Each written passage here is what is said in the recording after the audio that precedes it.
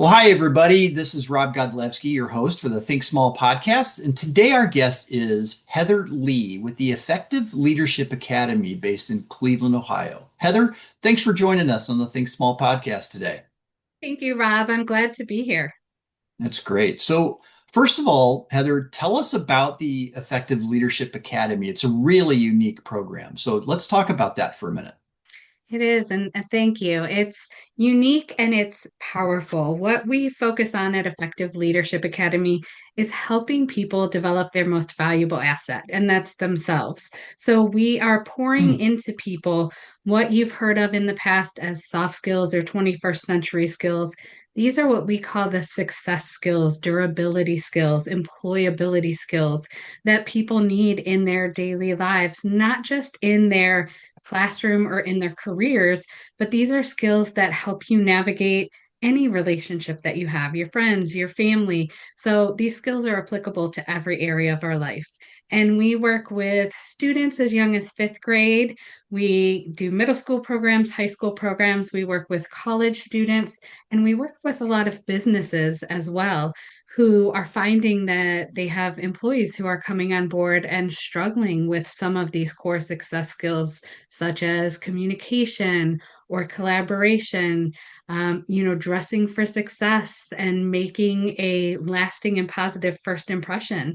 Some people really in today's society of technology communication struggle with that in-person interaction. So being able to introduce themselves, make eye contact, shake someone's hand, these are skills that people are struggling with. And in with companies, sometimes you have the successful people who are running organizations and they do have some of these skills, but they're struggling around trust and, having some of those crucial or difficult conversations. So sometimes we come in and we really kind of start at the ground up with admin teams to rebuild trust and really come together with forming and start to add in those different elements to get them to a functioning team who's performing. Wow. So you really provide the classes that should be going on in a grade school or middle school or high school that aren't today. I mean, they certainly weren't around when I was going through those school years, but that's really impressive, right? And you're right. I can only imagine the digital age has only added to the complexity of this, but probably given you more of a leap forward in your business because of it. Hmm. So let's talk Yeah. about that for a minute. How has the digital age kind of driven your success at Effective Leadership Academy? Sure. I think, between the digital age and between people still really recovering from COVID and that Mm, shutdown, young people, lost a lot of progress around some of these skills. And you're right, Rob, these are critical skills that aren't being taught in schools. And it's not because schools don't want to necessarily, but it's their time is, so focused on the testing, they have a lot of weight on their shoulders on what they have to cover, and they're not experts in this area. So, being able to partner with an organization where this is what we do day in and day out, we have a gold star in, being able to teach these areas for people. I think as we see technology becoming more and more ingrained in our daily lives, looking at AI stepping, into the workforce, into our daily lives, the human skills are needed more now than ever. As AI starts to replace certain roles and positions within organizations, you still need people behind that who are going to be able to communicate. That need is going to be more critical than ever as we rely more and more on technology and see people coming in less and less with the core skills that they need to still be able to collaborate. I mean, behind technology are people, and there's so much core communication and collaboration required to navigate through all of this technology. So you're right, there is an uptick in the need for these services and that time, that human time, that face-to-face time. I can only imagine. So I definitely want to lean into the AI discussion, but let's put that on a back burner, at least for the moment. But Sure.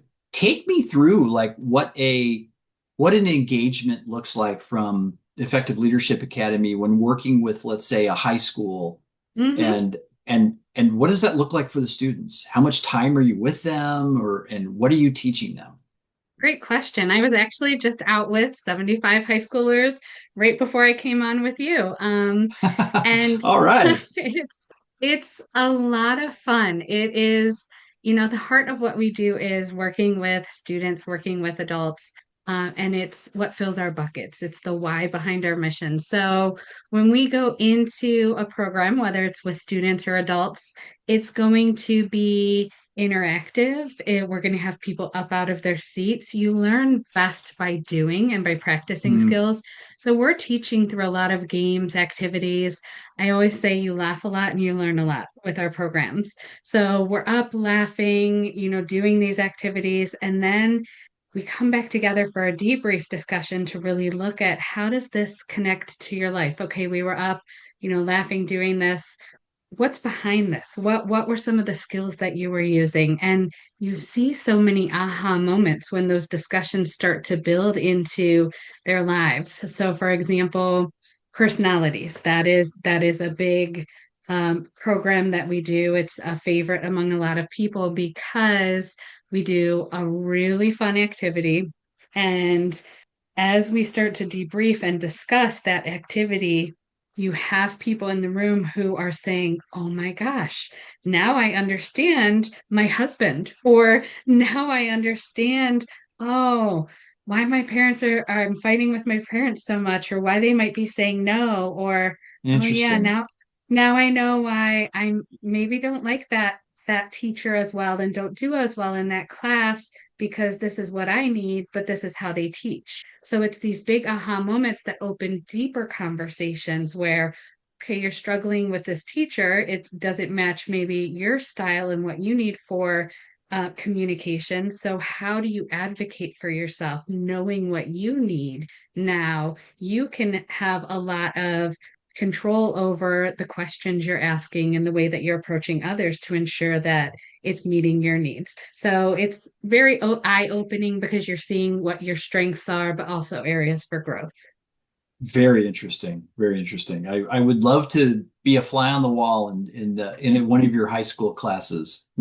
Yeah, we'll have to have you out sometime, Rob. And we do programming now, not just in person in Northeast Ohio. For those of you who don't know, we're based in the Cleveland area, so Northeast Ohio. But we have used, speaking of technology from earlier, we've used technology to expand and reach people in 17 states, 5 countries now through the work that we do. We actually do a great deal of programming in Alabama with ninth grade students across the state, helping them navigate into high school successfully, which is a critical transition point in their lives. For that program, it's run as 8 sessions. So you asked earlier about how long are sessions. So when we work with students, we do have some preset programs where, to make a bigger impact, you're taking that deeper dive. So we're working with students weekly across 8 weeks. We collect data from our programs and evaluate hmm. that data for impact. We've worked with multiple external evaluators who are looking at the impact of our programs because we want to make sure that not only are we having impact and seeing growth in confidence and in comprehension of these critical skills, but also that we are making it meaningful, fun, engaging for the people that we're serving. Okay. So I remember correctly from our first conversation, um, the efforts you're doing in areas outside of your home base, outside of Mhm. Cleveland, Ohio area, for instance, Alabama, it's not exclusively online programming. It's more of a hybrid approach because you do have Mhm. some online teaching going on, but you also have in-person assistance there, either from ELA or from the school itself, kind of guiding Mhm. the class as it's going on. Is that correct? Correct. Yeah, you have a great memory, Rob. When we work externally, so there are occasions where we have organizations fly us out. They want us in person. So we have traveled to other states. But in the case of Alabama, we work very closely with the classroom teachers. So we do an orientation with them ahead of time to answer questions, make sure they're comfortable with the technology because we're facilitating these programs live. These are not recorded sessions where you're just watching. We have two facilitators online engaging, directly with people during our programs. And so for if we're working with students, that classroom teacher is the boots on the ground. They are our collaborator. So when we're dividing students into groups for activities or having students come up to the classroom camera to engage in, certain activities, that teacher is helping facilitate that. They're helping call on students. The students are all on individual devices, but they're muted because otherwise you get that crazy feedback. So the teacher has their sound on. That's why students come up a lot to the main camera. But we utilize the chat quite a bit as well to engage directly with students Okay. and have them actively responding. But yes, when the classroom teacher becomes a partner with us and starts to share their stories and experiences, it allows them to engage with the students in a little bit different way, a more personalized way, and really helps contribute to the success of the program. That's fantastic. And so almost a train the trainer type of environment, right? Where Hmm. you're training the people from the school to help you execute and deliver your trainings.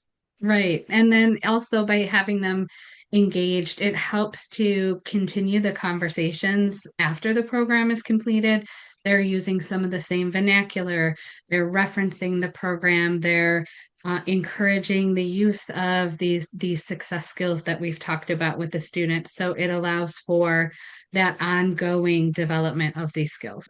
For sure. Now, I still want to get to that AI question, but I'm going Okay. to keep putting that off for a little bit. What I want to talk about is Effective Leadership Academy as a business, right? As a small business. Yes. So, when did it get started? How and why did it get started? And let's talk about the journey of you developing this business, or you and your cohorts and colleagues developing this business into what it is today. Sure. Great question. So, our organization was founded by our founder and CEO, Flo Brett.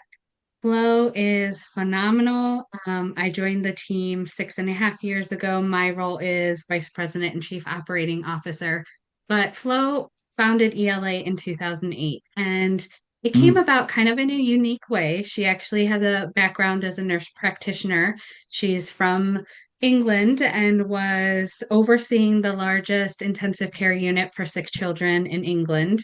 Was put into that leadership role at a young age and realized she's great at what she does as a practitioner, but has a long way to go in terms of leading others. So she actually went back to school for a second degree in leadership. And as the hospital grew and merged together with two other large hospitals, they realized that they needed someone who could bring those cultures together. Mergers are not easy. You have a lot of different things going on, people who are singing from different hymn books, and they wanted to all come together to form this cohesive culture.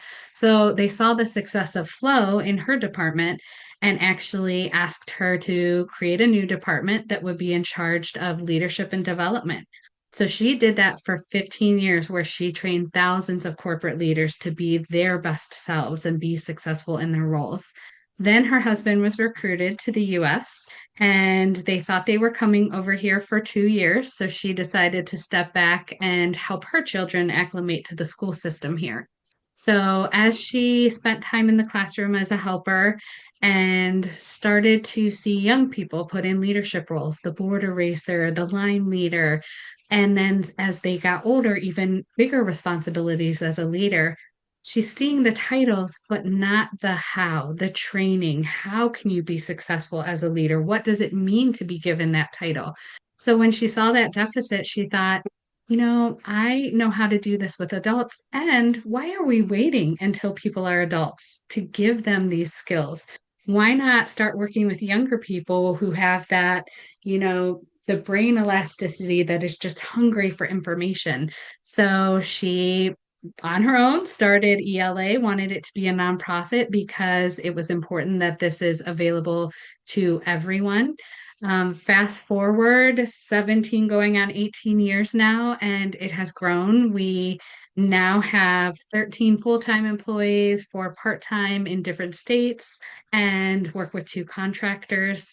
Our revenue, not only our team has grown, our revenue stream has grown, diversified quite a bit, and we continue to grow. So it was, thanks to Flo Brett and her vision. And everyone we bring on our team is passionate. We're a mission-driven organization. So you find the right people and it becomes magical. Interesting. So your growth, as I heard you say, your growth really came from expanding your service offerings, right? Essentially Correct. selling more products to your existing customers. And that's a Mm-hmm. very common way to experience growth. Tell us more about that. What types of products did you add Sure. to ELA from the very beginning? Sure. So I think, initially it started off working with just middle school and high school students. The first probably half of, first 8 years or so, that really was the core focus. Word of mouth was our number one marketing tool where it's, someone loved our program. They went to a different school district, brought us with them to that district and said, "Oh, we need you here." Started to tell their friends and colleagues. As we gained more people on the team, you grow, you can start to hire more. That allowed us to be out and about even more, spreading that word on the street, people seeing us in action, but also spending time listening. So anyone that we met, I mean, you could be sitting and getting your car washed and you're sitting next to someone and start up a conversation and you never know who they are, what they do. And so some of our relationships just grow organically by opening up. And it's really about listening. As we started to listen to people's pain points and needs, we started to realize, wow, there are a lot of internship programs that are struggling because they're bringing students into their first jobs and they don't have the skills to work in a professional setting. So we partnered with the Cleveland Clinic to start training all of their high school interns before they actually start the internship. So that was an expansion. We started to look at, starting with a single program, but then developing additional programs based on people's needs. As we started to work with schools, it became professional development was a need, and they started asking us for the professional development for adults. That then led to adults who saw us and said, "You know what?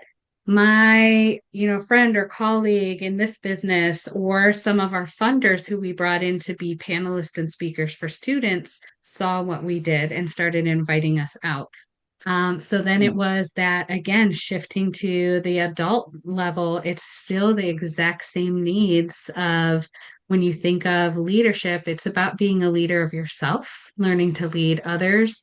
Our programs focus on self-development, that workforce readiness component, and all of us need to be lifelong learners to be successful. So that need really was there with adults.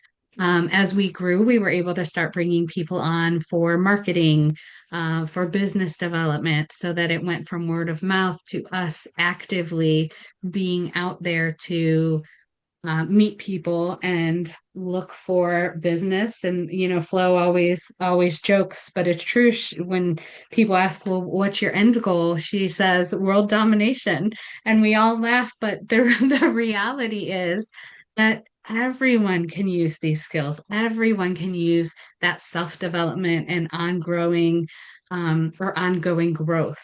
And we've even worked with people in other countries now who are starting to learn about us. That's fascinating. So just the idea of professional development and leadership definitely extends to other countries and cultures. Hmm. It is Yeah, truly a universal language. correct. It can be certainly adapted to the various cultures that you're dealing with, and I'm sure you're seeing that and learning that as you go. Hmm. I also find it interesting that you're not only supporting at first, right, the students themselves or the young people who don't know anything about leadership or professional development. But you also mentioned you're helping the recipients of those people in the workforce, i.e., the Cleveland Clinic. What exactly were you doing with those people to get ready for the, influx of new interns? Mm-hmm. How does that work?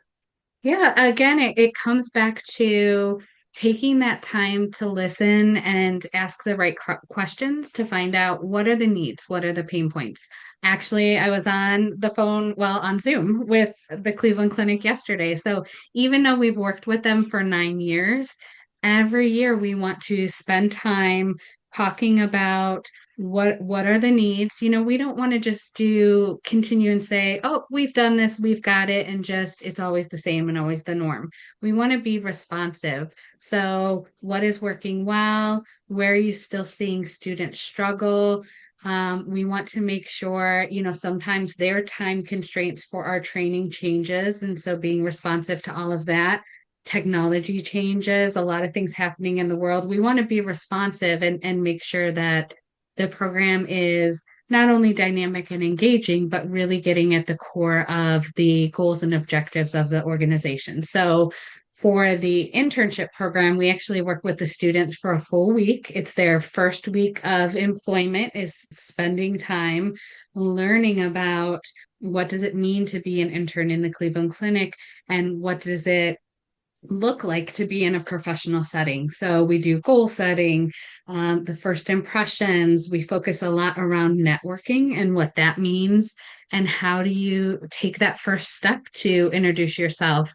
How do you work with a mentor to communicate and advocate for yourself? When you are given a task, how do you responsibly ask questions when you're not sure, and check in, do progress checks and make sure when you're done that you're letting them know that you're done and not just sitting back and then being on your phone. A lot of this is new for students, and they don't know necessarily what to do. But we also spend time with the mentors who may not be comfortable working with high school students, or not remembering that high school students need a lot of guidance. So, spending that time giving them some of the reminders of how to support their students and guide them to success in the process. Got it. Thank you for that explanation. So it's really, in the school setting, I'd say your training is based on a general level. But when you get them Correct. into, say, the Cleveland Clinic, it's very specific to that environment, into that professional environment. Yes, I love exactly. that. I love that. That's great. So what does what does the future hold? My gosh, you're already out of the, Cleveland, Ohio area. You're already expanding into different states. You're expanding internationally. What does the Hmm. next 3 to 5 years look like for Effective Leadership Academy? World domination, Rob. Oh, I forgot. Yes, of course. Thanks for um, the not so gentle reminder. no, it's, being a nonprofit currently is, it's always challenging, but right now I'd say it's particularly more challenging just because there are a lot of changes happening politically. The funding landscape is changing. So, being responsive, I think every organization is constantly looking to be innovative and responsive to changes happening. The same is true for us. So we work heavily with schools and other nonprofits, and their funding streams have been impacted recently. So we're looking at creative ways to engage our investors and increase investment from, people who are supportive. The fact that we are training that next level of the workforce, and employers are saying, we're getting people who aren't workforce ready. Here we are bridging that gap. So really looking at, funding from employers who can invest in the work we're doing, knowing that it's growing a pipeline of talent for them. Being creative in collaborations. So our funding is very diverse. I think that helps set us up for success. We do write a lot of grants, and there is more competition for grants these days. So collaborating and being creative around collaborations helps you stand out a little bit from that funding perspective. increasing, we were growing into the corporate sector with our professional development, but now really marketing that more heavily because it's a need. And a lot of the companies have budgets where they can pay and they want to invest in talent because turnover is costly. So investing in the Yes, it training is. helps save them money in the end. That's great. Okay, so let's finally get back to that AI question, right? Okay. So you mentioned that dealing with AI now is a challenge for even middle school students and high school students. Mhm. But when you described it earlier, you mentioned a human connection to it. And the reason I wanted to jump back into the subject is because it's a very popular subject amongst our podcast guests, even to the point of I spoke to a business leader of a IT IA solutions integrator for business. This person, Okay. his business is driven to implement AI into businesses every day, and he is focused on the human connection. So tell me Interesting. about, Yeah. yeah, yeah. So tell me about your teachings to these students about the human connection and the human component of AI. hmm Yeah, it's very much at the forefront of everyone's mind right now. I'm glad you shared that example about this business professional in order to sell that AI to organizations. That requires a person and a person who is a great salesperson. So they have to be able to make a great, positive, lasting first impression. They have to be able to navigate conversations with very different, diverse people. They have to be great listeners, active listening, something we talk a lot about, and responsive to what they're hearing. I mean, they are selling a product and they are the human who is selling that. And we know that, people work for people. People buy products from people. It really is that connection piece that is what links everything together. And, in the end, yes, it's a product that they're purchasing, but it's the person who really sells them on that product and it's the connection with that person. So, we tell a lot of students who say, I want to be an entrepreneur. And there's so much opportunity out there for those, high schoolers who have those side hustles going on with businesses right now. And it's exciting to see them navigating into that entrepreneurship lane. But again, we talk about, well, if you have something you're selling, whether it's a product or a service, you have to connect with other people. You could develop this, but if you don't have any skills to communicate with others, then you're developing this in isolation and it's never going to go anywhere.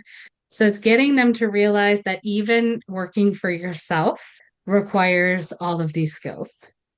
That's fascinating. How long have you been adding an AI component into your teachings at I, ELA? the discussions of it, I'd say with students really have come about in this past year just because it's such a part of their daily lives now. So we do include a lot of discussions around technology just because it's a reality of our world.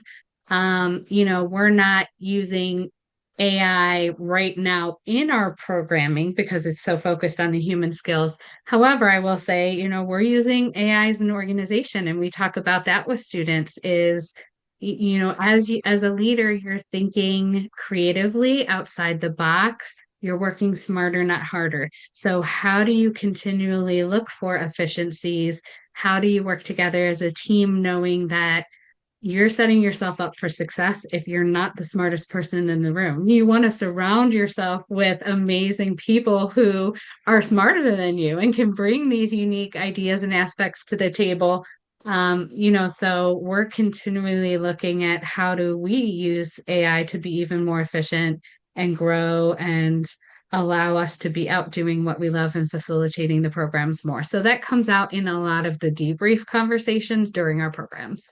That's amazing. So Heather, you're very much at the tip of the spear relative to the human interaction training of young people in our country. what are your personal um, uh, projections for how AI is going to ultimately impact our society? Mhm. That's a deep question. So I am, my background has been education. I taught middle school and high school science, moved into education nonprofits in my career, managing other people. And I'm a mom. I have two teenagers at home. So I directly have seen the impact on technology with people, especially young people. Um, it's amazing. They pick it up so quickly. It's an amazing tool to see what they're growing creatively using it for is exciting. But because of what I do and my experience, I see the deficit that it's creating. When we talk about something as simple as the ABCs of communication, the active listening, the talking about tone of voice when you're communicating, body language, a clear message, a lot. I mean, right away when you're engaging in communication through technology, you're losing the tone, you're losing the body language. That is a majority of communication right there. So getting students to step back and realize some of the deficits that come about through communicating through technology allows for some aha moments of we also do a lot around perspective taking and looking at people's different experiences and perspectives. I think during our programs, it allows people to step back outside of that hunger for technology and growth and to realize the human side behind it and those pieces that they still so desperately need to navigate forward in today's society. I hope that answered your question. That was one heck of an answer. And I asked that question to our podcast guests very intentionally. And the good news is that there is an overwhelming majority of guests on this podcast that think that AI is actually going to improve not only the level of employment in this country, it's going to ultimately create more jobs than it collapses. And And that's good news and to hear. and everybody I speak to a person also connects it to you've got to maintain the human connection of leading a business to next stages of growth. So, Yes. connecting humanity with AI is definitely a theme. And it's interesting too. I love that people aren't having a panic response and thinking it's taking everyone's jobs, but they're seeing, a greater need. We tell students that, majority of the jobs that are going to you right now, think of kindergartners. Kindergartners are going to graduate into jobs that aren't even created yet. So when we're working with middle school and That's high school right. students, we're telling them you are creating these jobs that don't even exist yet because technology is moving so fast. With that, you think of AI and you have what used to be a lot of entry level roles that are now being replaced with AI. Now that means that instead of a pyramid shape for businesses, you have this wider band in the middle, which are the kind of the people who are overseeing the AI and technology components that were doing that entry level work. But now that requires skills that were developed initially from that entry level work. Now they have to have more leadership skills to start their role. So again, it Right. requires a lot of the components of what we're facilitating for people. Right. So based on what you do for your constituents and your students and your clients who are schools, um, what type of words of encouragement or advice can you give our audience today? I think number one, connecting back to our mission, is realizing that you are your most valuable asset. Because you are, to be successful in this rapid change that we're experiencing, you have to be willing to embrace change. Change is uncomfortable, and that's okay to feel some discomfort as you navigate through change. But change is inevitable. Change is going to happen no matter what. We can't stop change, but our growth within that change is intentional. So, really looking at how are you as an individual growing? How are you continuing to develop your most valuable asset yourself? How are you continuing that journey of self-discovery? And really, it is about having that growth mindset.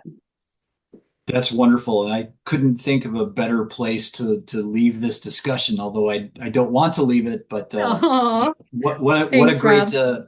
what a great discussion, Heather. Thank you so much. Again, our guest today is Heather Lee. She's the Vice President and Chief Operating Officer for the Effective Leadership Academy in Cleveland, Ohio. Heather, thank you so much for your time today. Rob, thank you for having me. This has been a really fun discussion.